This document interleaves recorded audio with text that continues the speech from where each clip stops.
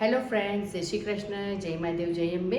આજની રેસીપી રોજિંદામાં આપણે ફ્લાવરનું શાક તો બનાવતા જ હોય છે, પણ અમુક ટિપ્સથી અને ટ્રિક્સથી આપણે બનાવવાનું છે અને કંઈક નવી રીતે. અને એ બનાવવાના છે આપણે પીનટજી ઓઇલમાં, જે રાજકોટનું છે અને ખૂબ જ સરસ મગફળીમાંથી બને છે. તો આ રેસીપી આખી તમારે જોવા માટે મારી YouTube channel the Kitty Diaries by Nikita subscribe, like, bell icon દબાવવાનું ભૂલવાનું નથી. આજે આપણે બનાવવાના છે ફ્લાવરનું શાક. તો ફ્લાવરનું શાક ગુજરાતી લોકો ઘણી બધી અલગ અલગ રીતે બનાવતા હોય છે, પણ આપણે બનાવવાના છે કૂકડો. તો ફ્લાવરને શાકને મેં કૂકડો એટલા માટે કીધું છે કે આપણું કટિંગ જો એ રીતનું છે કે ફ્લાવરનો આ રીતનો દડા જેવું એક એક ફ્લાવરનો બંચ રાખ્યો છે. તો આનો સરસ મજાનો કૂકડાની રેસીપી આજે તમને મારી યુટ્યુબ ચેનલ પર જોવા મળશે.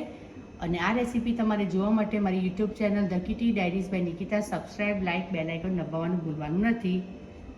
કૂકડાનું શાક ફ્લાવરનું, તો તેના માટે કયા કયા ઇન્ગ્રીડિયન્ટ્સ જોઈશે તે આપણે જોઈ લઈએ. તો મેઇન ઇન્ગ્રીડિયન્ટ્સ છે આપણું ફ્લાવર, ત્યારબાદ કાંદા ટામેટાની પ્યુરી, ત્યારબાદ 2 થી 3 ચમચી મલાઈ, આદુ લસણની પેસ્ટ, આપણા બેઝિક મસાલા, સિંધો મીઠું, અને આ બનવા જઈ રહ્યું છે આપણું પીનટજી ઓઇલમાં. તો પીનટજી ઓઇલ ખૂબ જ સરસ મગફળીના દાણામાંથી આ સિંગતેલ બનાવવામાં આવે છે અને કોલેસ્ટ્રોલ ફ્રી અનરિફાઇન્ડ પ્રીમિયમ ઓઇલ છે અને ખૂબ જ સરસ આવે છે, જે રાજકોટનું છે. તો જરૂરથી તમે લઈને ટ્રાય કરજો. હવે આને આપણે 5 મિનિટ સુધી આપણે જેમ પનીરને બધાને આઠીએ છીએ જ્યારે આપણે બાર્બેક્યુ બનાવવાના હોય એ જ રીતે આ કૂકડાનું ફ્લાવરનું શાક બનાવવાનું છે. તો તે સૌપ્રથમ આપણે ફ્લાવર લઈ લીધું છે એની અંદર એક બાઉલમાં. ત્યારબાદ એની અંદર જશે આપણી કાંદા ટામેટાની સાથે આપણે ગ્રાઇન્ડ કર્યું છે ગ્રેવી જેવું પેસ્ટ, તો તે આપણે નાખશું. ત્યારબાદ એની અંદર જશે આપણી આદુ લસણની પેસ્ટ અને મલાઈ. તમે આની અંદર દહીંનો યુઝ પણ કરી શકો છો, પણ ટામેટાની થોડી ખટાશ હોય છે, તો અમારે ત્યાં ટામેટાની ખટાશ ગમતી નથી. જો તમને ખટાશ ગમતી હોય તો તમે મલાઈની સાથે દહીં પણ નાખી શકો છો. હવે આપણે આપણા બેઝિક મસાલા નાખશું.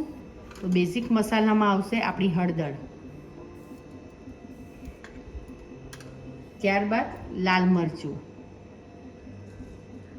આ તમારે તમારા ટેસ્ટને અકોર્ડિંગ નાખવાનું છે. ત્યારબાદ ગરમ મસાલો,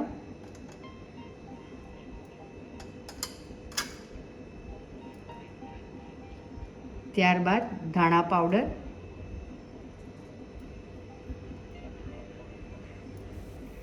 અને ટેસ્ટને અકોર્ડિંગ સિંધો મીઠું.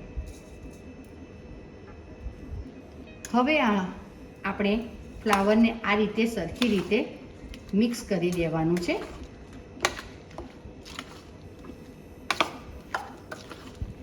અને 5 થી 10 મિનિટ માટે એને રેસ્ટ આપી દઈશું. આપણું જે ફ્લાવર આઠ્યું છે તેને 5 થી 10 મિનિટ થઈ ગઈ છે. તો હવે આપણે એક કુકર મૂકી દીધું છે.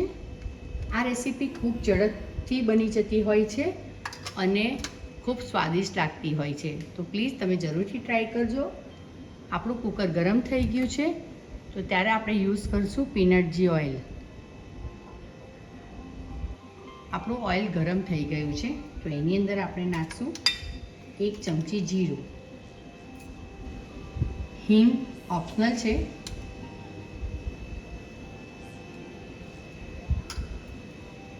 જીરું બહુ થવા દેવાનું નથી, કારણ કે બહુ જીરું જો તમારું વધારે થઈ જશે તો તમારો શાકનો કલર થોડોક અલગ થઈ જશે. એટલે નોર્મલ જીરું આપણું થાય એટલે આપણે આપણું જે ફ્લાવર રેડી કર્યું છે આઠીને તમે જોઈ શકશો ખૂબ સરસ અઠાઈ ગયું છે. તો એને આપણે હવે કુકરમાં નાખી દઈશું.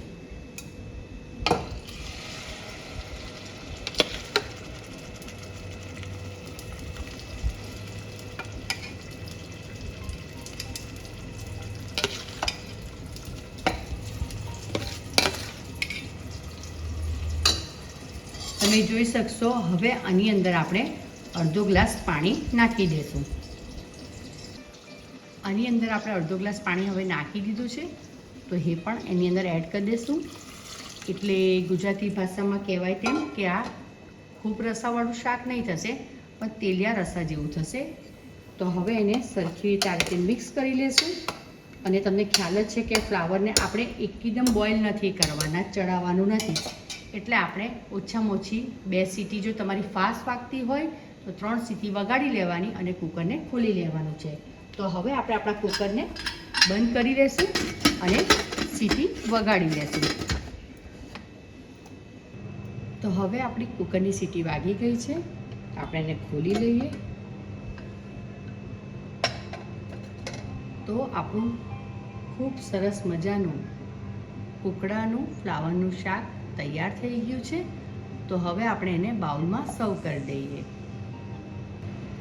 તો આપણું જે કુકડાનું ફ્લાવરનું શાક છે એનો તમે એની ગ્રેવી જોઈ શકશો. બહુ બધી બનાવી નથી, માપની જ ગ્રેવી હોય છે. તો તમે ખીચડી કે પુલાવ સાથે ખાઈ શકો.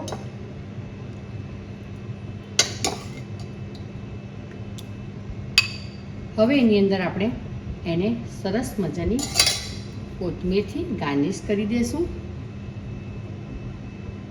તો ચલો, આપણી સરસ મજાની કુકડા ફ્લાવરની રેસીપી રેડી થઈ ગઈ છે. તો આ વિડીયો જરૂરથી તમારે જોવાનો છે. The Kitty Diaries by Nikita.